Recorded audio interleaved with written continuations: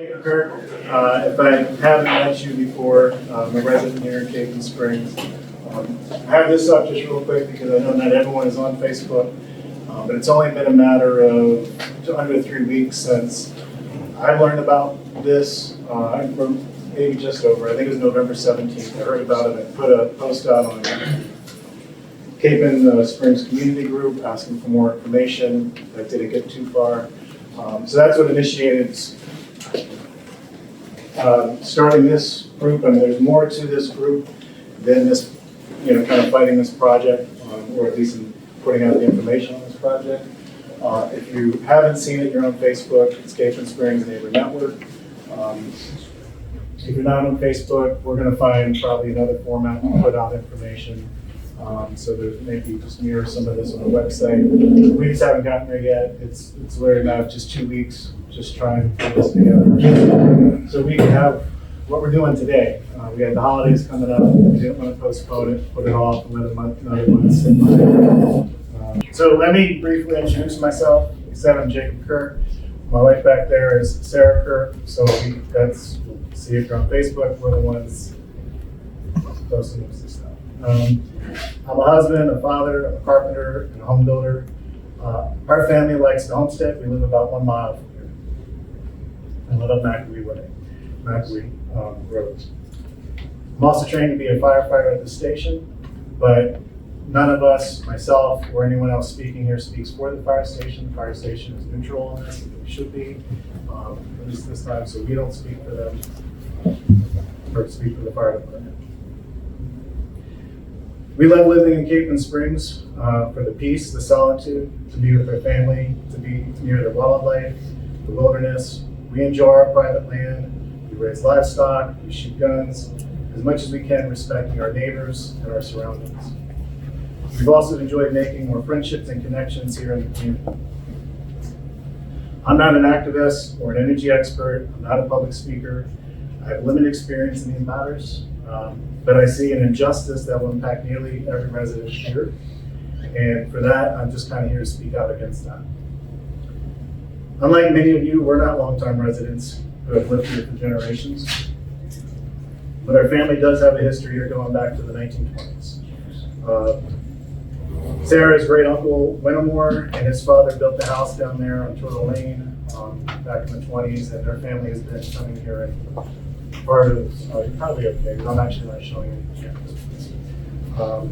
for a long time. So we do have a long, deep connection to here. My wife and I were married at the end 15 years ago, like Jonathan. We've always, loved this area. Over the past 15 or 20 years, a significant part of our family have moved to the area. All the people that have been coming here, we all make this our home now. We have 14 family members living within a mile of right here. This has become our home, and our family will remain here for generations. Now, about the wind turbine project.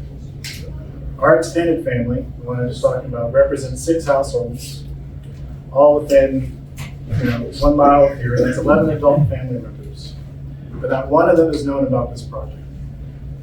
That's despite their involvement in the community, from Lions Club to Wartan, neighbor to neighbor, the fire department, or the church, everywhere. Not one of them has known about this project.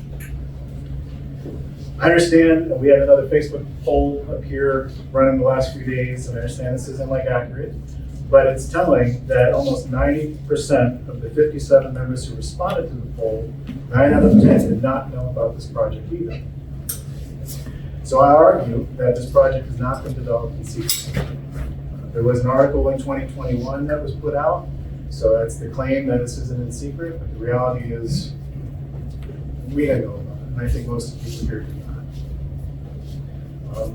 At the time this meeting was scheduled, I sent an invite to a few that I know at Capon Springs Farms.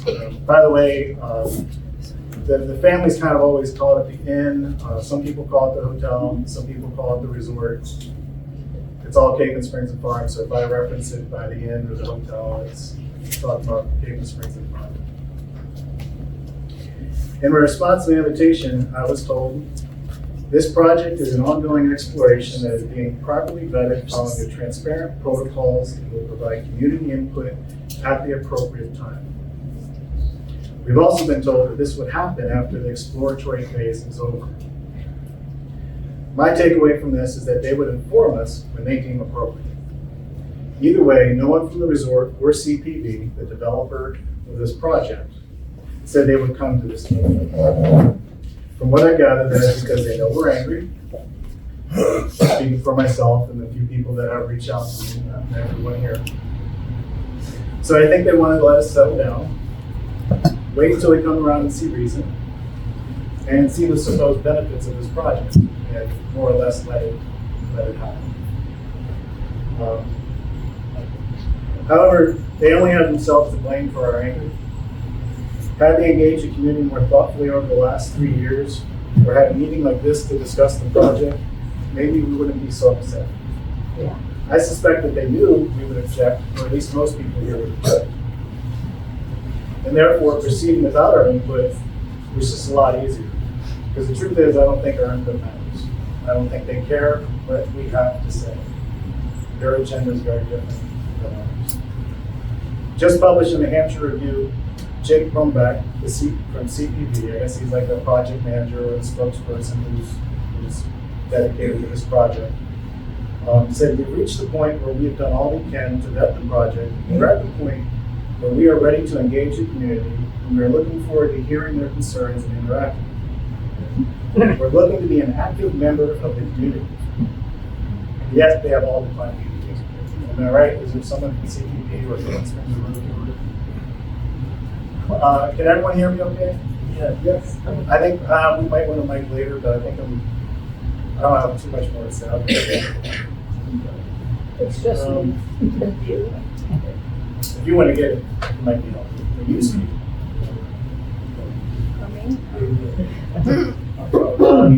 Also stated in this article, the third and fourth generation of the Lawson families continue to seek ways to maintain their stewardship of the water, land, and human resources entrusted to them with the Capon Springs Resort property. And that any potential initial concerns on the part of the resort owners have been satisfactorily addressed. That says a lot to me. One, it says that every concern we bring up here, they've already thought of. They already say it's okay. Also says that we're not of concern because they haven't talked to us, they haven't asked for our opinion or feedback, but they've already satisfied all their concerns. So we're not of concern. It's very apparent to me we are. So that's, again, why we're here. And I don't know when the exploratory phase is over, but as far as I can see, Capon Springs Farms is already in a lease agreement with CPV, which is likely something they can't get out of.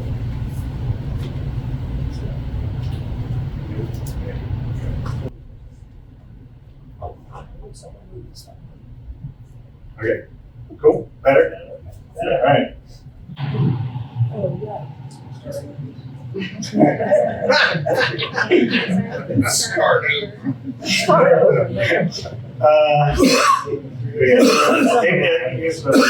been in this for 3 years, this agreement. We only have access to what's on, been filed with Hampshire County back in 2021.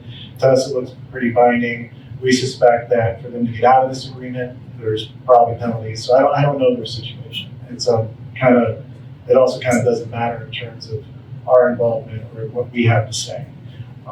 They sold out 3 years ago. That's on them. I don't know. Again, we're just at a lack of information. Jake Brumback, the project manager for CPV, has also stated that this is a done deal. And the project is to start within 2 years. So we're very confused about the conflicting messages we're getting. So what kind of feedback do they want from us? Are they going to change the location or reduce the number of turbines used based on our opinions? Are they going to change the path of the road that they use, just the forest they destroy to bring the turbines in? Of course not. Everything is geared towards profit. And I don't think what we want is going to be considered. I could be wrong, but the last 3 years of more or less hiding this project from public view and the lack of engagement with the community shows us that they don't really care about our opinions. The reality is it's not a done deal. I think they would like us to think that so we can fight. It's a lot easier if we stay quiet and we say, they're gonna do what they want, and they do it. And that's just not how I wanna let it go forward. So, given the significant impact of this project will have on our lives, our homes, and their values, our well-being, and the surrounding wilderness, it is crucial that we discuss these issues now. So with or without CPV or Capon Springs Farms, we cannot wait for the developers to decide when to include us in the conversation or when to acknowledge our concerns, when they decide to pretend they matter. My personal goal is to stop the project. I'm not looking to reduce the number of turbines or change the locations. No matter where they're placed, this project will destroy the mountaintop in our neighborhood. It's my opinion, and I'll stand by it. I won't change my mind on the fact that this is detrimental to our community. It will negatively impact our views, our home values, and harm the community in many ways. Others may have different opinion, and if the community census is that these projects are beneficial for some reason I'm not aware of, I can accept that. Ultimately, I stand with the most of the residents living here, those who live, serve, and volunteer in this community, and those who are the heartbeat of Capon Springs. If in the end it's a consensus within our community, this is something that's good for us, I'll go with that. I personally think they're disgusting and I don't want them there, but I'm not just speaking for myself. I'm just trying to bring us together and all have the same kind of voice, same voice. There are a lot of things to consider. There are benefits, and we're going to review those. I know I'm coming from this from a more personal side of things, and I'm obviously emotional about this project. So for that reason, we've asked a few others to come and speak. We'll have a presentation that includes some information on renewables and how clean or green they actually are. We had someone to come talk about permitting and zoning and kind of the steps the developer has to take to get through this project. She was coming from Baker and couldn't make it here. We're going to make her information available though afterwards, either in another format. We're also going to take a closer look at the company that is behind this initiative. After the presentation, we'll do our best to answer any questions. However, please understand that we're still lacking lots of information. Like we're almost completely in the dark. And so we're just not going to have all the answers. But at the very least, we would like to hear your concerns so that we can ensure that they are addressed moving forward. And if it's not by the resort, we'll do our best.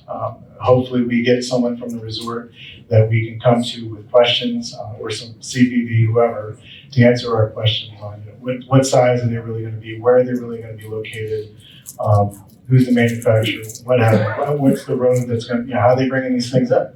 All that we don't know. So I'm done. So I'll introduce Mark Haynes.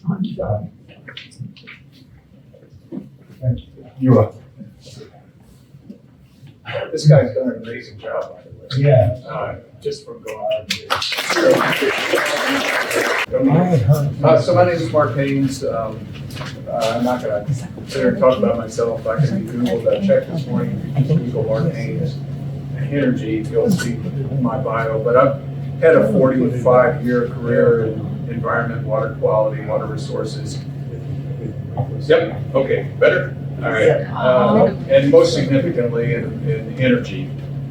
So I know a lot of, I'm not a novice at this. So I am retired from paying work. I retired about 3 years ago.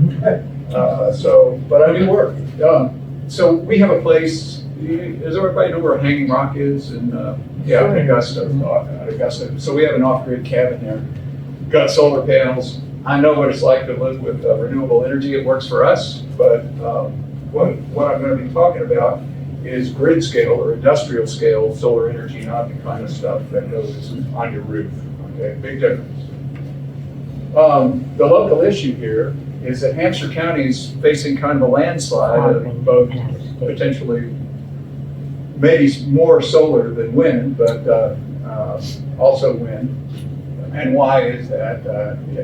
It's built primarily by out-of-state and/or foreign developers, and that's the case here. It's an Israeli company, CPV is.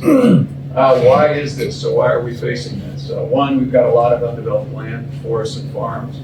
Two, we're very vulnerable. They almost have very weak land use controls, and there are very recently, the only control we have right now is on solar, and it's not all that strong.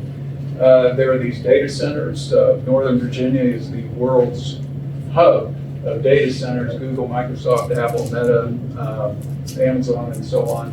There's they and other owners and developers of these things, there's like 400 of them in Virginia, and most of them are concentrated in Northern Virginia, not far from here. And so these developers they paint themselves green and want what are called renewable energy credits, and they pay money for those renewable energy credits, all right? So the developers of these projects not only get federal subsidies, which we'll talk about, but they get money for these renewable energy credits. And then there are these massive federal subsidies for years into the future.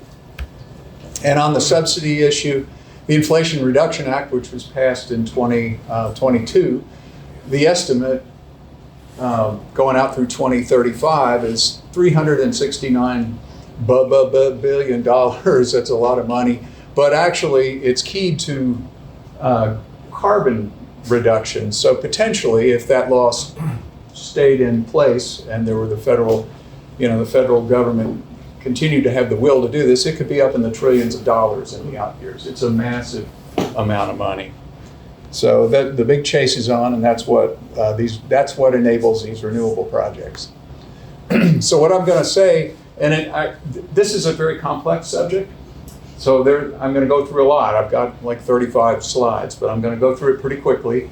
And but it's a complex issue, and you're almost on all of these points. These companies will try and BS you. Let's put it that way.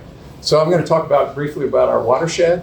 I'm going to talk about the windmills here and what we know. Jacob referenced a lot of that. Then more broadly, I'm going to talk about some myths and facts about renewable energy. And everybody's got their own facts or whatnot, but I stand by what I have here. I believe it's credible and accurate, but I really encourage you, a lot of this is just common sense. So I encourage you to think for yourself, use your common sense, and do all the research you want, because it's complex.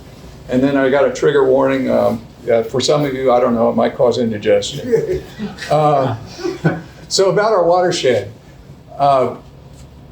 most of it, we're about 78 to 80% forested here. That is the Lost River and Capon watershed. They're the same river. Hardee County, Hampshire County, Morgan County, on up to the Potomac River. And our forests, just like everybody's forests, do a lot of things for us, whole lots of stuff. They filter and they store, and I'm not going to read through this, but I just want to make sure everybody thinks about this as we go through this presentation. They filter, store, and release clean water to our streams and rivers. They keep our groundwater clean. That's vitally important to Capon Springs and the groundwater here. They help prevent flooding, erosion. They help prevent erosion. Forest products, hiking, hunting. They maintain biodiversity. Speak to that in a second. They beautify the landscape, clean our air, cool the air, create soil. And to the point of this whole business about renewable energy, which is all supposedly about climate change and carbon emissions and so on, forests store and sequester an amazing amount of carbon. Okay. Most of the rest of our land is farms and farms and farmland, and those two, a big part of our economy. They absorb rainwater and recharge groundwater. Food and farm products increasingly threatened. This healthy lifestyle that all through the United States is increasingly threatened. They're a big tourist attraction for us. The farm crawls. We had one in the spring or summer. We had one in the fall also.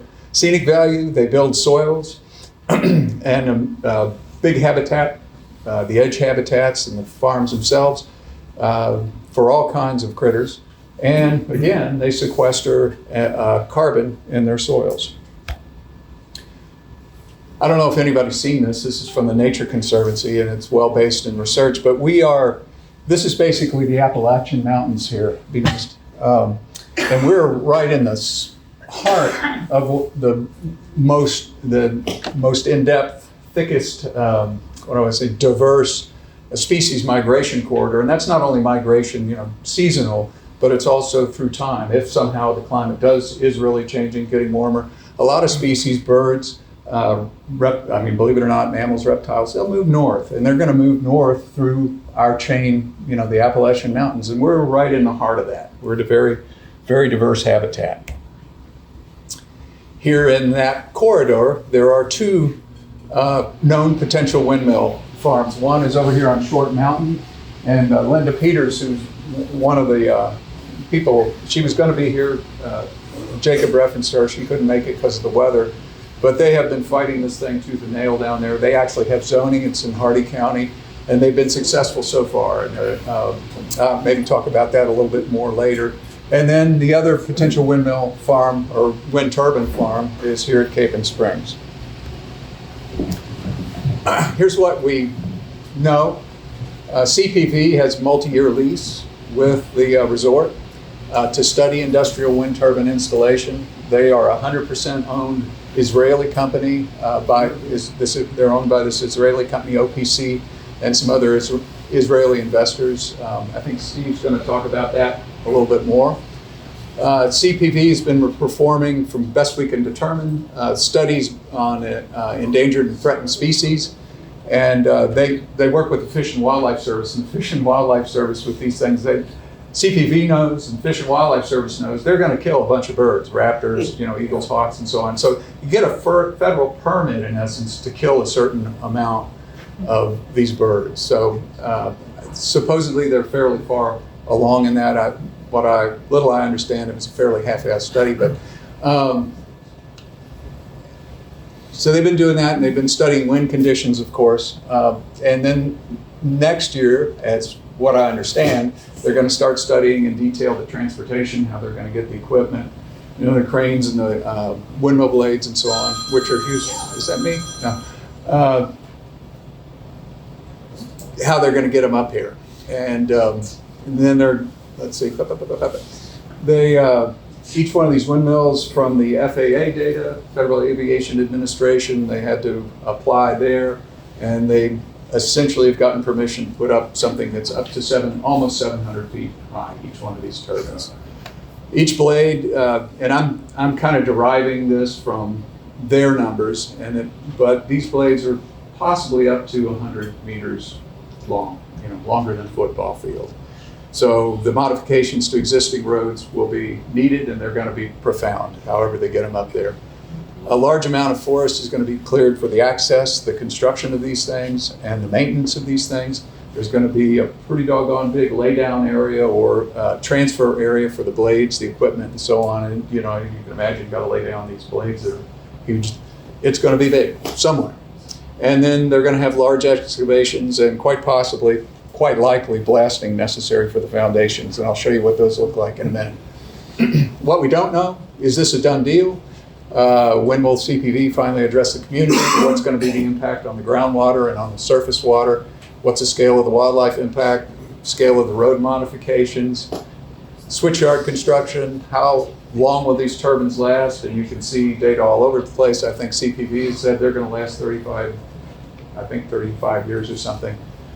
I would beg to differ than that. These things are subject to huge amounts of mechanical stress. But what happens when the federal subsidies go away, these tax breaks, which they will CPV sell out to another company, some other LLC? Will they or their bonding agent abandon them at that point, or when they're past their useful life? Or are they going to clean them up? What's the liability for a forest fire? These things occasionally, it's not a 0% chance that they catch on fire. We'll talk about that in a minute. So on. So there's a lot of stuff we don't know. So you've seen this map. This was actually derived from the FAA data. Here's North Mountain, Spring Mountain. The reality is they're not going to double them up. Almost certainly they won't do that. So here's a better map that Jacob did, but I don't know what to say about that. But the ones that are likely to be built are the ones in yellow that are stepped back a little bit, maybe about 100 feet below the ridge of the mountain, something like that. Is there a question? Okay. Here's Jacob's rendering of what these things might look like from a particular view. I mean, they're massive, so that they may very well be as tall as the mountain is high. something close to that, of that scale. This graphic is wrong. Jacob put it up originally. It's wrong in a couple of senses. One, these things, they're not quite that beefy. But the other thing, more profoundly, it's not like they come in and just drop them into the middle of the woods. That's not what happens. This is what happens. And more accurate. You've got a lot of earth disturbance with them. And during construction, it looks like this. It's not easy on the land at all. The foundations of these, so every one of these windmills has got one of these in it. You can imagine it's like a big tree, right? It's got a lot of wind stress on it. And so it's got to have a big old root ball in it. And these things, and this is almost certainly the kind of foundation they'll have. You've got a concrete and rebar thing that's about 60 feet wide or so, maybe wider in these cases because they're going to be so large, and about 10 to 12 feet deep, and it weighs up to 1 million to 2 million pounds.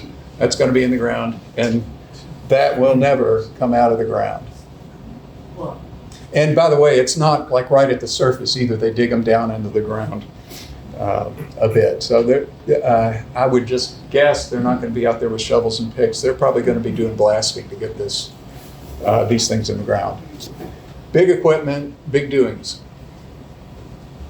And you got to get all this stuff up, and supposedly maybe through the Forest Service road, which pretty narrow and twisty. I just did this just to show you, as I understand it, all of this from North Mountain and Spring Mountain, all the surface runoff goes that way down towards the resort here. So almost certainly, you're going to have some impact on surface water flow, both in terms of amount and probably quality of the water. So the groundwater impacts maybe a little more clear, or a little less clear, excuse me. During construction, the possible groundwater flow change, loss of purity due to loss of forest cover. Again, forests do an amazing job of cleaning groundwater and so on. They're changing surface runoff, and can be contamination due to fuel or oil or other spills or leaks.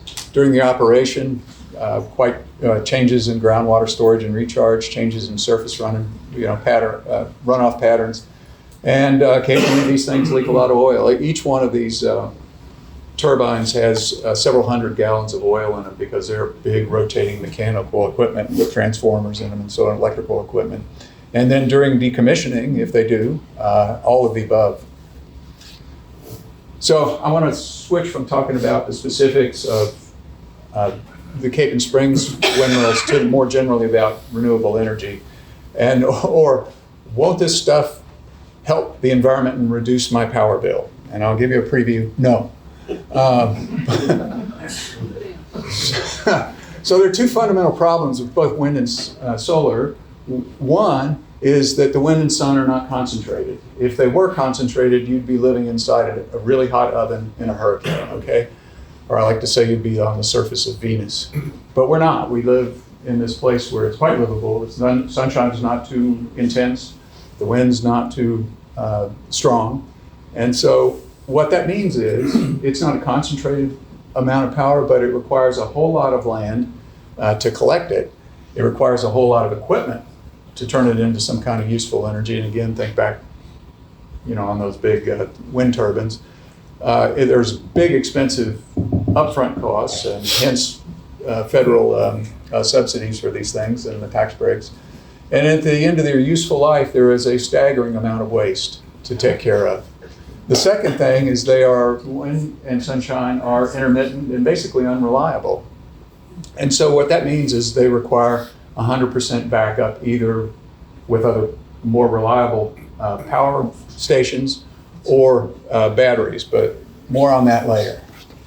So how much land does it take? This is as good a graphic as I've seen. I modified it a little bit, but this is sort of key to whether it's a natural gas plant or a coal plant or a nuclear plant, the equivalent amount of power, and it's not really equivalent because it's not as reliable and doesn't have as high a capacity factor, but solar takes about 116 times as much land. And wind is about 450 times the amount of land for something like an equivalent amount of power. Oh, I would just mention that over at Front Royal, there is a power station. It's called the Warren County Station. It is 1,500 megawatts, which is about 10 times as much megawattage as would be created and twice the capacity as would be created by these windmills. I mean, a profound amount of more power, and that thing is on 39 acres, okay? So, a whole lot of concentrated power in a very small amount of area. And that's natural gas. It's natural gas, yes, yeah. We have lots of. Yeah, State. right. And we almost whether, I'm not defending or selling any kind of power here, but whether it's coal or nuclear or natural gas, these things sit on in a small area and they create a lot of very reliable power. So if you take this logic sort of nationwide, how much land is it going to take to do this green energy transition? There's a lot of information, but I think one of the most eye-opening is this Princeton Net Zero report from a couple of years, or a few years ago. I think it was 2020. Their estimate is that by 2050, it would be 262 million acres of land, which would be 17 times the land area of West Virginia, or 9 times the state of Ohio. Solar, now about materials. So, a whole bunch more land it takes, and then about materials. How much more stuff does it take to create a like amount of energy? Natural gas, is down here, and let's just say that's 1 unit. Wind is about 10 times that much stuff, concrete, steel, rare earth elements, so on. Solar is about 15 times as much stuff to do it. So, and stuff means energy, right? Everything, whether it's these chairs or the coat you're wearing or the food you're eating and all that, that translates into energy. So it takes 10 times as much energy to make these things, 15 times or for windmills, and 15 or so times for solar. So a lot of stuff, a lot of land, a lot of stuff. In Virginia, and this is solar, they don't have a lot of wind in Virginia, and they're getting a lot of experience with solar there. Right now they have, and it's pretty big error bars on this, 50,000 to 100,000 acres, but I think it's somewhat north of 50, could be close to 100. It's at least 50,000 acres, and virtually all of it is taken out of farms and forests. And according to the Solar Energy Industries Trade Association, SEI, that is only 7.5% of Virginia's electrical energy. And the Virginia DEQ estimates that 150,000 to 300,000 acres in Virginia by 2045, which is scary. Farmland primarily these days. So the other disadvantage, so it's not concentrated, but the other thing is it's intermittent and unreliable. So what does that mean? Solar has about a 20% capacity factor. Actually, in Virginia, the statistics are it's about 19% something. So that means that if somebody says, I've got a 100 megawatt solar farm, what it really means is I've got a 20 megawatt solar farm. It's not producing 100% of the time. Why? Because 12 hours a day it's dark, it's producing nothing. There's clouds, there's snow, there's weak sun in the winter, and so on. So it really, when they say it's 100 megawatts, don't believe it. Similar with wind. Wind has anywhere from a 20 to 40% capacity factor. Zero output when there's no wind. There's mechanical issues with these things. There's snow and ice, gets on the blades, slows them down. Sometimes extreme cold. I don't think that happens so much here, but it happens out in the Midwest, out in the plains and so on. So the question is, well, who cares? So what? Here's the so what. Intermittent and undependable energy, it requires that you have to have a double-built system. So the electrical grid's got to be 100% reliable. If it's not, power goes out, people start to die after a while. So it has to be reliable, and wind and solar can quickly drop to zero. There are times when the wind's not blowing, it's dark, and that can go on for a long time. It's not the basis of a reliable grid. So therefore, every single stinking watt of this stuff has to be backed up by a reliable energy source, or, and quickly dispatchable. It's got to be able to ramp up real quickly when the sun goes down, or the clouds go over, and so on. So, and usually it's almost always a natural gas plant. They're actually building natural gas plants to load follow with some renewables now. And powering these, it's like imagine your car. It's got to be ready to go any minute. And or imagine these stations are sort of like your car. You're sitting there idling, and then the clouds go over, or it's getting dark. Then you got to put on the accelerator. And just running a fossil fuel plant like that is not very efficient, and it's carbon intensive and so on, big carbon footprint. So then, well, what about batteries? Well, the what about batteries is, number one, they're not a power source. It takes power to charge them up, then you discharge them, then you got to power them again. So then if you're thinking all renewables, well, you got to have even more renewables to charge up the batteries. But they're incredibly expensive, and they probably always will be. One example, the biggest one in the United States, as I understand it right now, is this Nova Power Bank in California. They're building a lot of these things in California. It's $1 billion for 680 megawatts for only 4 hours. And then you got to charge it up again. And then this thing's only going to last for 10 years. All right. So whether it's backup power in the form of fossil fuel plants, or it's backup power in the form of batteries, renewable energy requires huge amounts of additional infrastructure, and that means added costs and environmental impacts. I like this cartoon because it sort of says it all. Here's us right now. Here's the future. Well, we still got the power station to back up these guys, but that's what I mean, double built. Okay. Okay, on the downside, these are low probability, but they happen, as I understand it. There's at least one fairly recent windmill fire, or wind turbine fire, up on Mount Storm. Is that right? Right. Yeah. Right. Okay. And the best statistic I could find since about the year 2000, there have been at least documented 385 windmill turbine fires, and this one source, it's powerengineering.com, estimates that the chances, I'm sorry you can't read that, but annually there's a 1 in 2,000 chance that any given windmill will catch on fire. So not a huge chance, but it can happen. And if it happens during a dry season, you got a forest fire on your hands. But the other thing that people don't think about, these blades are a composite of carbon fibers and/or fiberglass in an epoxy matrix. And when you catch that stuff on fire, first of all, epoxy's reasonably flammable. When you catch it on fire, those fibers get released, and there they go, blowing down the wind. And there have been more than one case where it's ruined people's farmland downstream because you've got all these fiberglass fibers landing in their fields and so on. Not good.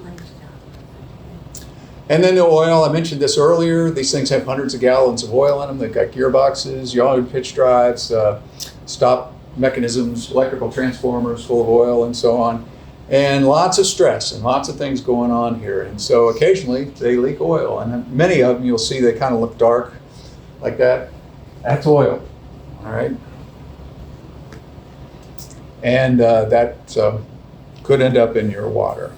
And then the blades, because they are this composite material, basically there's companies struggling to figure out ways to economically, in one way or the other, recycle these things, but likely most of them, according to the National Renewable Energy Lab, the vast majority of them are probably going to be landfilled because they're hard to recycle. This is not anything around here, but it's representative of what could happen right outside of Capon Bridge. I want to use this. This is solar. I know we're not talking about solar per se here, but it's interesting. So this Ben Haynes property, which is 2 miles west on Route 50. It's right on Route 50. Everybody's driven past this thing probably a million times. But this would be the kind of scale of it. But another Israeli company, interesting, called Intergex, wants to build a 500-acre solar farm on the Ben Haynes' 633-acre piece of property, which is almost all forested. It's 2/3 forested. But if that 50 acres would translate into about 50 megawatts, available about 19% of the time or so, 20% of the time. But that would require, if you use 350-watt panels, which is kind of a common coin that would require 143,000 solar panels. And if you do the math, each one of those things is about 1.5 inches thick. And so if you stack up 143,000 solar panels, one on top of the other like this, that's 3.4 miles high, a stack of those solar panels. And that speaks to how much stuff it takes to produce a relatively small amount of basically unreliable power. So who's going to clean this up? Anybody know? Yeah. Our children and grandchildren are going to clean it up. That's it. This is the common exaggeration about wind that makes and renewables that makes the habitat destruction seem worthwhile.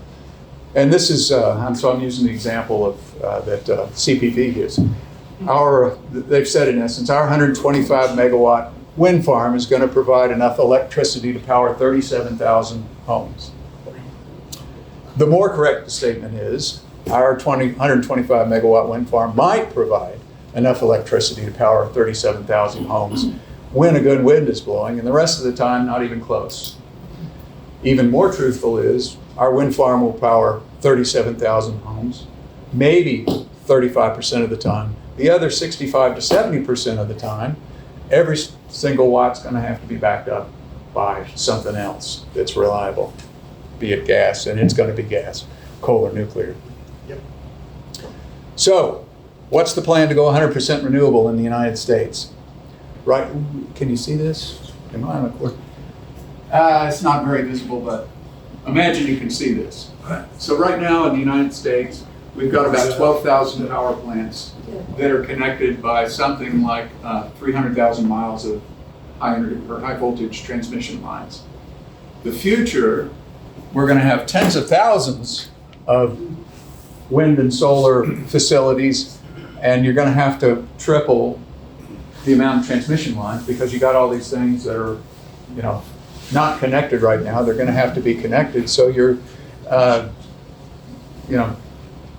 lots and lots of land taken up in lots of different places with these smaller kind of unreliable facilities, and then you got to wire them together with more high energy transmission lines. Who here likes transmission lines? I don't. To supposedly make this work. So this is one of the magic ingredients that's going to make the all renewable, the greening of our power grid. It's transmission lines. Yeah, I like that. So we're getting close to the end. So I asked the question, do industrial renewables reduce carbon emissions? Well, they take 10 times more energy and materials. And so that's high carbon emissions right there to make these things in the first place. They're frequently destroying forests and farms and sequester carbon. They don't put them in cities, of course. They put them out in forests and farms. So these things provide, as I said earlier, carbon sequestration service and stuff, and all these other ecosystem services, clean water, clean air, recreation, and so on. So that's, more environmental degradation, more carbon sequestration, or less carbon sequestration, and more carbon emissions. Big transmission line build-outs, well, you're going through forests and farms and so on. That's more carbon emissions. Backup power systems are more carbon intensive, given the way they're operated, kind of up and down and so on. Decades to restore, if you ever get there with the forests and farms, they've wrecked doing this stuff in the beginning. That's less carbon sequestration. If and when you ever recycle this stuff, that's pretty energy intensive, and that's high carbon emissions. So even if there were some carbon savings from these things, is it worth it? And you got to answer that for yourself. And what about your electric bill and taxes? Well, because you've got a double bill power system, it's going to cost more. Big build out of transmission lines, your power bill is going to grow, almost without a doubt. And as I understand it right now, there's a small charge. If you bore down and ask, there's a small charge of a few cents a month for renewable energy in your power bill. New York Times, let's see. Oh, NREL, National Renewable Energy laboratory their own report, right? Decarbonizing by 2035 could cost $330 billion to $740 billion in the United States. And NREL's not paying that, Uncle Sam's not paying that. It's going to be on your power bill. Bloomberg, this was amazing. Bloomberg, a news service, their new energy finance study, they estimate that the world would have to spend $215 trillion to do this so-called net zero by 2050. New York Times, basically, what was that, almost 2 years? No, 1 year ago. Electric rates have already increased about 25% in the last 5 years, and they're expected to rise, continue to rise sharply as utilities seek to strengthen the grid and build new renewable energy projects. And so you're increasingly paying twice. Your increased electric power costs, and either the federal deficit's going up and or your taxes are going to increase because of this stuff. What about jobs here? Well, not really very much. CPV says, well, it'll be about this is from their own information, about 100 jobs. They're temporary jobs. And then to the extent they do maintenance, they're probably going to have roving crews come out, whatever it takes, 5, 6, 10, I don't know, and fix it and then move on to up in Pennsylvania where those would need fixing or something. I don't know. And then some studies have shown, and you can imagine, a loss of tourism benefits, economic benefits. It's less interesting to come out here. The more and more we look like an industrialized landscape. Who wins with this around here? Well, the renewable energy developer does. They're going to make a lot of money on these federal subsidies. The big tech companies get to paint themselves green. They win. The landowner, and this the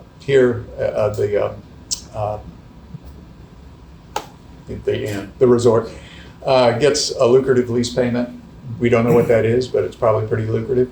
The local government's going to get some incentives and increased tax dollars. That might be significant.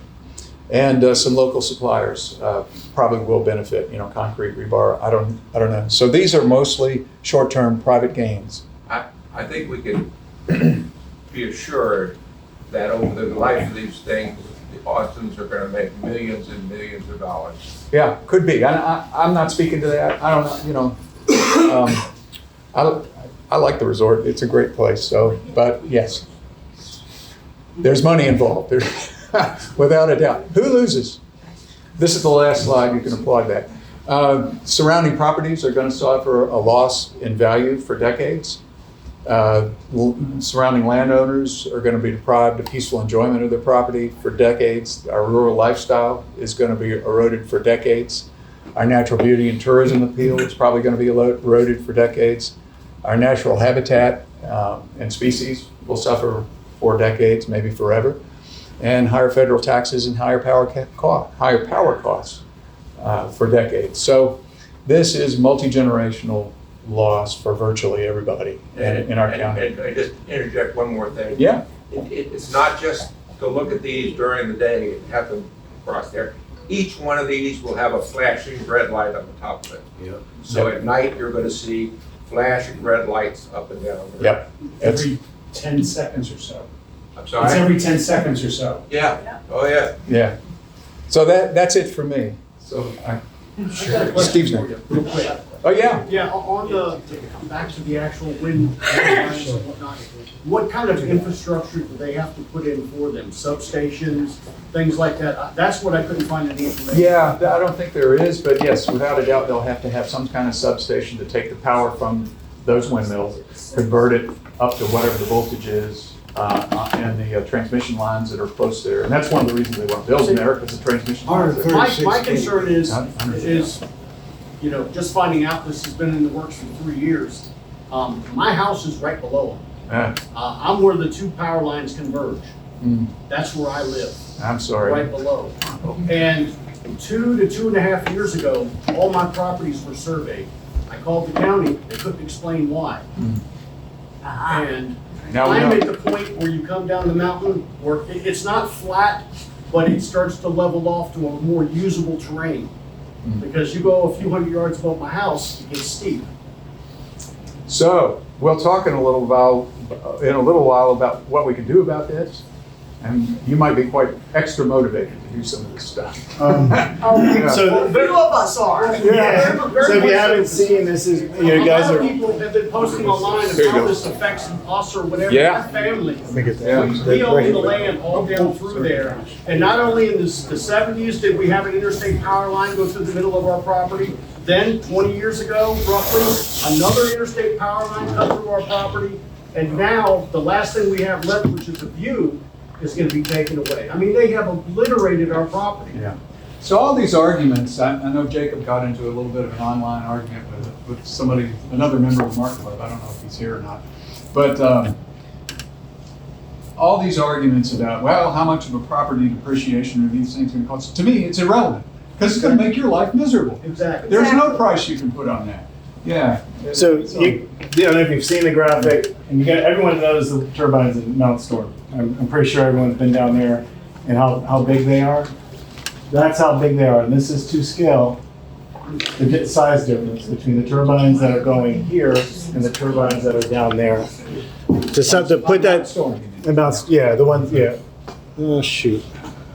I got rid of that for you. Well, and it goes without saying.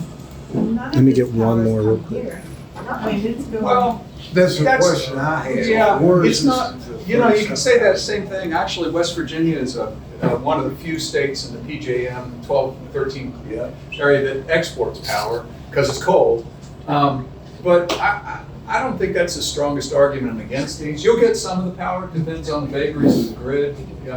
Just on that, my simple-minded explanation of the grid is if you could imagine the grid's like a big cattle trough, right? And there's a lot of hoses going in, filling it up, and a lot of hoses going out, taking water out of it. Same with the grid, and you don't know at any given time necessarily where or you know where the power's coming in, but you don't know where it's going out and where it's going to. So some of it will stay here, some of it probably not. A lot of it won't. But it's a good point, but I don't think that's Well, that's the for reason. those to who argue. don't know, Yeah. PJM interconnection is Pennsylvania, Jersey, Maryland. Well, yeah, but it's, And- yeah. So, That's not necessarily true. No, I think there's things that can be done. So, real quick, I don't want to interrupt the conversation. We're going to have a completely open dialogue after with Steve, and we're going to be here all day if needed. And I'd like to interact with every one of you, especially people that are motivated to help move after today and what we're going to do. 100%. We'll let Steve speak. One thing I wanted to show is that, this was on the video. These are 650-foot wind turbines, and you can tell by the scale here, by the road and the other things, how big these really are. Like, they're going to be giant. Monsters. They're absolutely. So I mean, the red lights. I mean, that's where the harvest moon is. It's no more sunrise here. It's like what we all love and appreciate will just be gone. It's all about this mountain for us in so many of our homes, and we have some other views from around the area that will give you an idea. If you haven't seen some of the ones on Facebook, we have some updated ones, so we're going to hit that. I'll just be real brief. I'm going to let Steve. You have your turn. Thank you. And I'm sorry, I don't mean to quiet the conversation. We're going to have it. Just want to carry on. So. All right, I'm Steve Kirk. I'm Jacob's brother. I live down right at the end of Capon Springs Run. A lot of people living off the run here. Yeah. Does it flood for you every once in a while? I know it floods for us. You probably see me out there trying to clear the bridge off of debris. That's usually from a flash flood from a lot of rain coming at one time. So I don't see any way in which this construction would not increase catastrophic flooding at the end of the run. There just seems no way. We're already getting it. So we're already getting it. It seems it would only get worse if the torrent is going to increase velocity. So I just am going to real briefly walk through what CPV is saying about this project. You'll see from this website that there's not a whole lot of information on here. I'll just scroll down. Or not. Oh, sorry, I want to get that? sorry.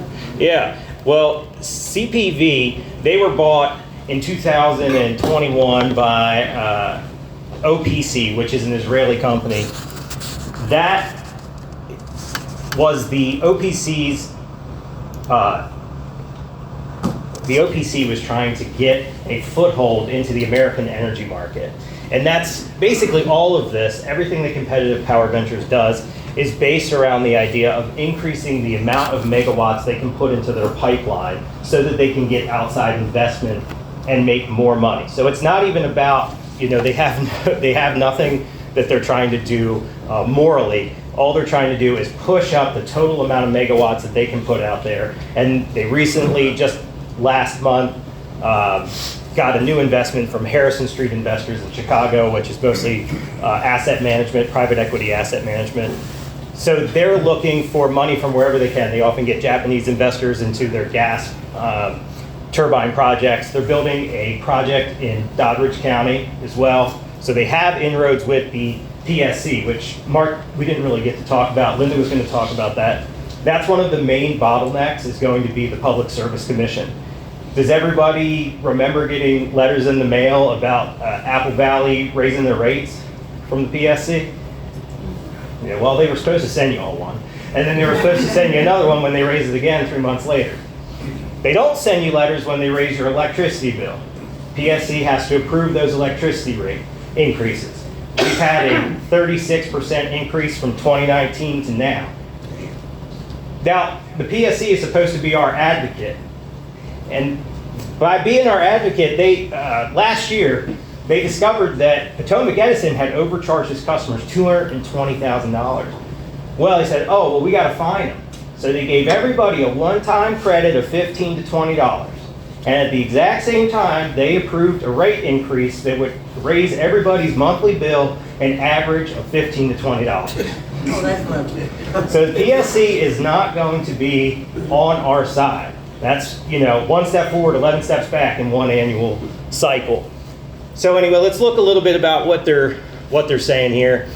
150 megawatt. I asked Mark, how do you get to 150 megawatt? And we could only get to 135. So that seems like that's pretty much just for investors. They've got 100 jobs created during the construction phase of the project. Again, most of those jobs will be coming from out of state. I mean, I would hope they'd hire professionals and technicians to do it, but I doubt there's a lot of them in Capon Springs. But that thing up there that says that the 17 million Yeah. will go directly to the schools. Let's look at that one. I don't know anything that says that someone can decide who. Right. Well, this is a very misleading claim, because this is just saying that when they pay their taxes, that much over a 35-year period will go to the schools. There's nothing special about it being wind power. This is just basically a way of saying, hey, look how good we are. We'll pay our tax bill if it doesn't change. Of course, if the tax code were to change over that 35 years, do you think that they would pay the same amount? No, they would pay whatever they had to. And I'm sure they will try and save as much money as possible. And it's based on some sunny, optimistic assumptions about how much wind they're actually going to get out of these turbines too, okay? Yeah, I agree. Yeah. Yeah, and the local businesses will benefit from increased commerce. That's possibly true, but this gets to the idea that it's on private property, they can do what they want, but everything will come through public infrastructure. They're not going to fly them in and land them on top of the mountain. Everything will come through public roads. There's only 3 ways in there, right? I mean, we all know. You're going to come over the mountain, you're going to come down Haw, or you're going to come down here. And I don't know if everybody's seen a truck jackknife right at the turn where they're trying to put them in. So if you can imagine a turbine that's 100 meters long coming in on Hawk Road without crashing or blocking traffic over the mountain, it seems inevitable to me. Mark really explained the rest of this, and I'd just like to say thank you to Mark, who for free has put together more information about this thing in a couple weeks than CPV did in 3 years for us. So this is all they have here. If you want to download the fact sheet, it's less information than this, but it's in a PDF, so it might be easier to email. And I just want to point out that recently CPV has had a bit of a change up. They were formed in 1999. Their CEO, Mr. Lambert, he's going to be stepping down for the first time. He's going to be replaced January 1, 2025. This may or may not be related to the fact that the New York State has recently finished an investigation of impropriety with regulators and they're building a gas turbine facility in New York State. So they have an official history documented and investigated by state governments of corruption. And that's just is what it is. Okay, so I'm just showing this because this is kind of like when we talk about Capon Springs and the neighborhood. This is really the area of influence that I think these turbines are going to affect. And I know the properties over here in Big Rocky Run that are that little white speck is a house right there. Cape Woods Resort. So this is the area of influence. Of course, you're going to see these from Wardsville. You're going to see these from Yellow Spring. But this is like this is within the 2 mile radius of the homes. So a big thing that I've been pushing is that there's this how it's going to affect our property taxes. Because to me, I have this argument, and I understand it's arguable, but I just see this transfer of wealth from essentially us to someone else. So I want to just discuss how turbines can impact property values. While I recognize it's a complex issue, many studies indicate that these projects don't always significantly affect property values. I believe these studies are often overlooked specific cases where individual homes may be dramatically impacted. Typically, these studies are conducted in broader regions and rely on national or even global averages. Another thing to consider is that the public perception can change potential value of homes. So, in areas where wind turbines are not welcome, they will impact a home value more because the value of a piece of real estate is what someone is willing to pay for it. That's the bottom line. So no matter what your tax bill says, it's really about what it's worth and what someone's willing to pay for it. And we had a post this morning on Facebook that was shared, and it shared an article on wind turbines and property values. And according to this article from the Potsdam Institute of Climate Impact Research, this result clearly shows negative economic effect of wind turbines.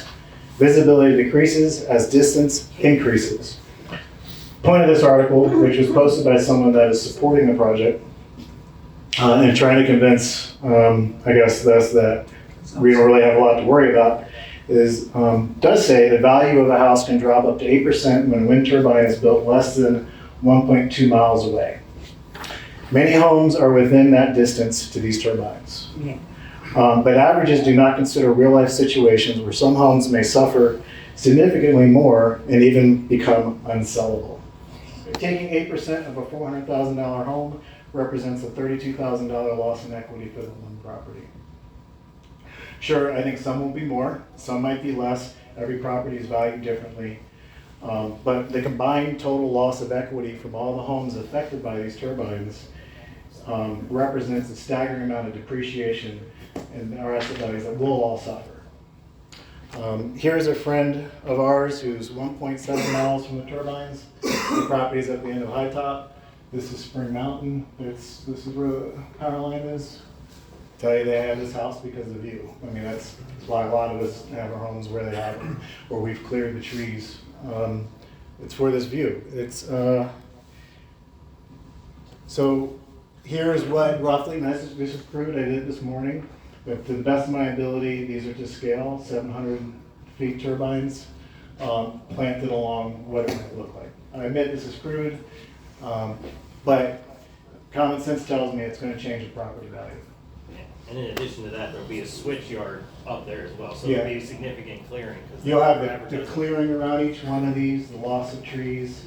I mean, that just the whole idea is just, so all the Google Earth images I've put out, which you lose perspective on because it's such a wide angle, is that it makes things look further away. The reality is the base of the mountain here to the top, in some areas maybe 600 feet, over on the higher points maybe 900 feet.